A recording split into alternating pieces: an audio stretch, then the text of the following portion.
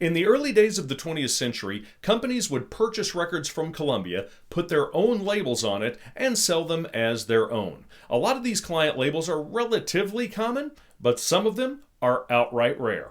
Today we're going to talk about the only phonograph company from Spencerville, Ohio. Hello, and welcome to the 78 RPM channel. Whether you're new to 78s or an advanced collector, this is your source for information, research, and music about 78 RPM records, cylinders, and radio transcriptions.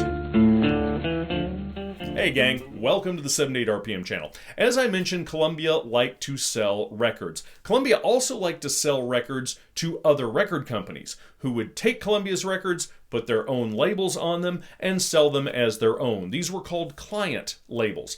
And some of the client labels you're going to be very familiar with because they do show up every now and then. Labels such as Airtino, Standard, United, Harmony, Lakeside, Consolidated, and many others were produced using Columbia products.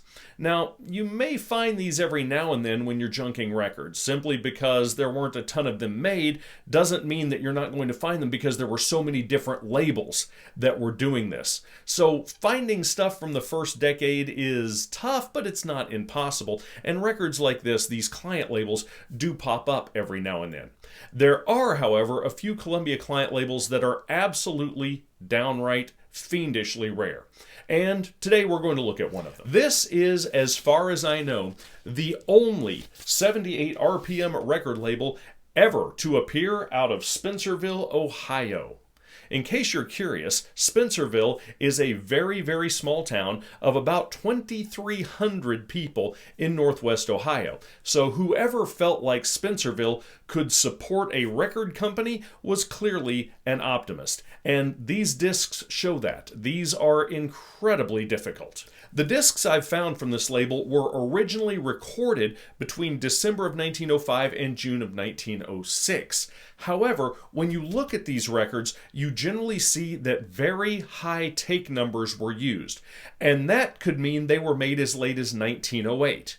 Why? Well, because Columbia, when they needed new masters, they would go back into the studio, they would re-record the same song with the same catalog number and the same matrix number. The only thing that would change would be the take number. In other words, take 3 and take 4 could have been made years apart. Now, one thing that might help narrow down the date of the ONLYPHONE is the standard size spindle hole. And when I say standard size, I mean that this size spindle hole was intended to fit on a standard talking machine. Standard was a brand. Standard doesn't mean the average or normal. The Standard Phonograph Company issued these single-sided discs with the larger spindle hole as late 1908 or maybe even early 1909. This is my standard issue of Take Me Out to the Ballgame by Harvey Hindermeyer, which was issued in August of 1908. If you flip it over, you will see a notice on the back of this disc.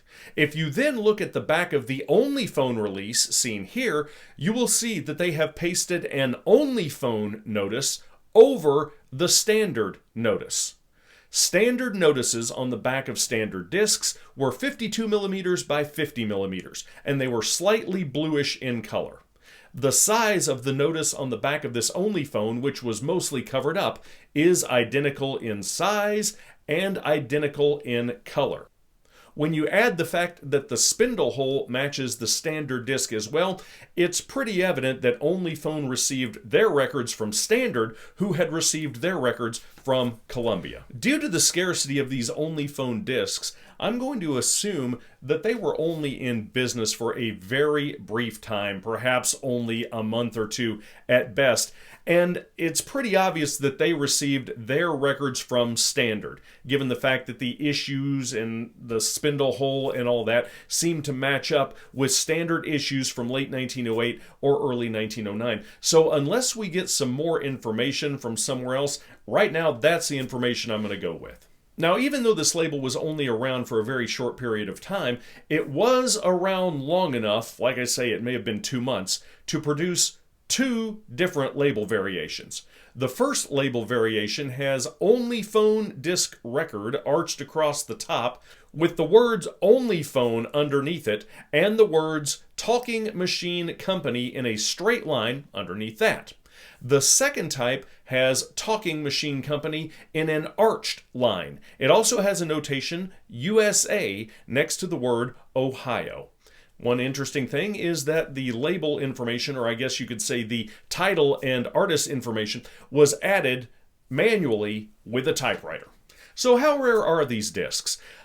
Other than the two copies I have here, I believe Kurt Knock has one or two remaining in his collection, and I know 3 other collectors who have ONLYPHONE discs in their collections. One of those hopefully will be on its way here soon because we're trying to work out a trade. Every one of the discs on ONLYPHONE that I'm aware of has a different song on it. So if you do have an ONLYPHONE disc, unless you know there is another ONLYPHONE disc with that specific song on it, you should probably treat the one you have as unique and take very good care of it. If I had to venture a guess, I would say that in the neighborhood of 50 to 100 ONLYPHONE discs still survive. That's not to say there are 50 to 100 copies of this song on ONLYPHONE. That's to say that all of the records put together with an ONLYPHONE label on them, probably 50 to 100. So, does that mean they're extremely rare and valuable? Yes and no. They are very rare, obviously, but in terms of value, ONLYPHONE discs generally sell in the $30 to $50 range, and I can assure you it's not because of the musical content. It's due to the rarity of the label, and you want to find a label collector, not someone who is just looking for the song.